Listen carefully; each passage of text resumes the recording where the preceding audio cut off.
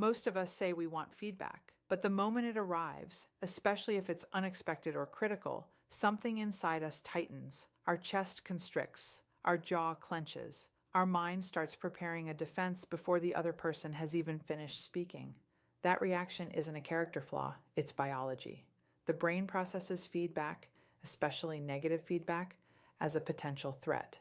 Research in neuroscience shows that social evaluation activates the same neural pathways as physical danger.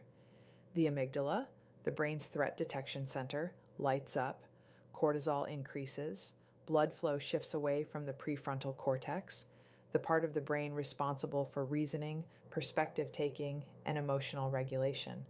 In other words, when feedback feels personal, your brain temporarily makes it harder to think clearly. That's why even confident, accomplished people can become defensive. So the goal isn't to never feel defensive. The goal is to notice the reaction and respond skillfully instead of reflexively. Let's talk about how to do that. First, understand this. Defensiveness is a protective instinct, not a truth detector. When your mind jumps to, that's not fair, or they don't understand me, or let me explain, that doesn't mean the feedback is wrong. It means your nervous system is trying to protect your identity, competence, or belonging. Psychologist David Rock describes this using the SCARF model: status, certainty, autonomy, relatedness, and fairness. Feedback often threatens one or more of these domains. Even well-intended feedback can feel like a loss of status or fairness, triggering defensiveness automatically. Once you understand that, you can stop judging yourself for the reaction and start managing it. The first evidence-based skill is pausing before responding. Studies on emotional regulation consistently show that even a brief pause, just a few seconds, can reduce emotional reactivity and re-engage the prefrontal cortex. So when someone gives you feedback, your first response does not need to be verbal. You can take a breath. You can nod. You can say, "Let me think about that for a moment." That pause is not weakness. It's neurological strategy. Next, shift from evaluation mode to information gathering mode. Defensiveness thrives when we treat feedback like a verdict on who we are. But research on learning organizations, particularly the work of Amy Edmondson, shows that growth happens when feedback is approached as data, not judgment.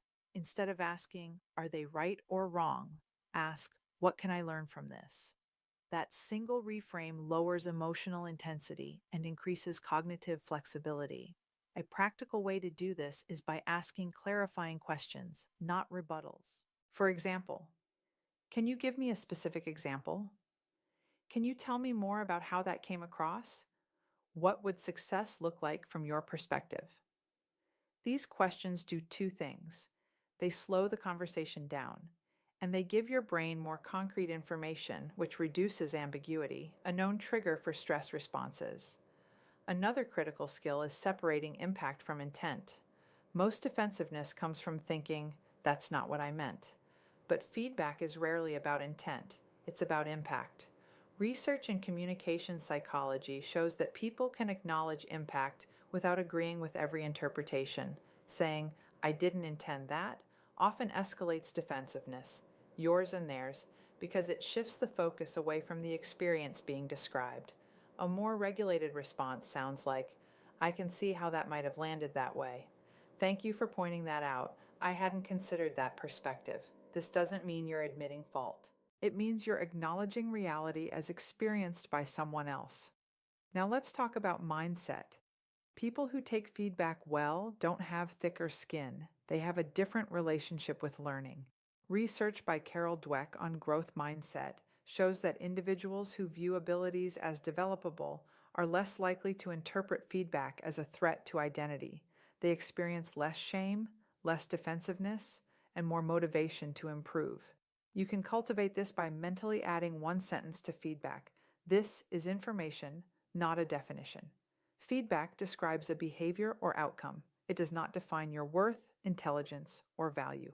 Another evidence-based strategy is deciding what to take and what to leave after the conversation, not during it. You do not need to accept or integrate all feedback immediately.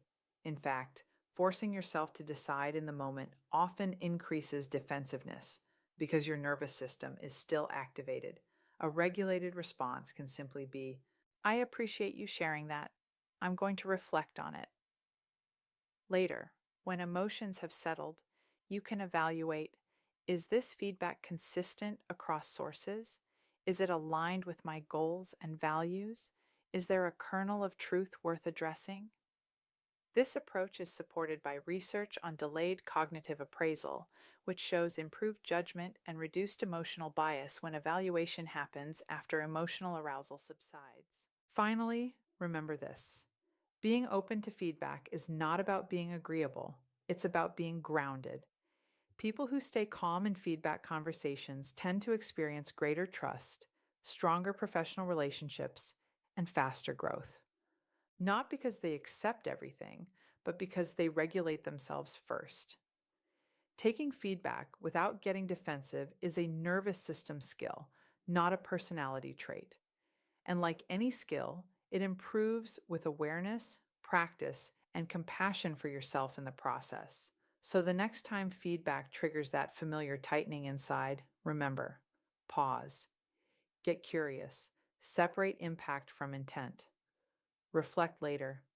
That's not just emotional intelligence, that's evidence based leadership, and it's a skill you can strengthen one conversation at a time. Make sure to like this video and subscribe. Grab my free leadership workbook, 5 Steps to Communicate with Calm, Clarity, and Confidence at powerofpeacefulness.com. Until next time, take a deep breath, embrace the present moment, and keep walking your path to peace.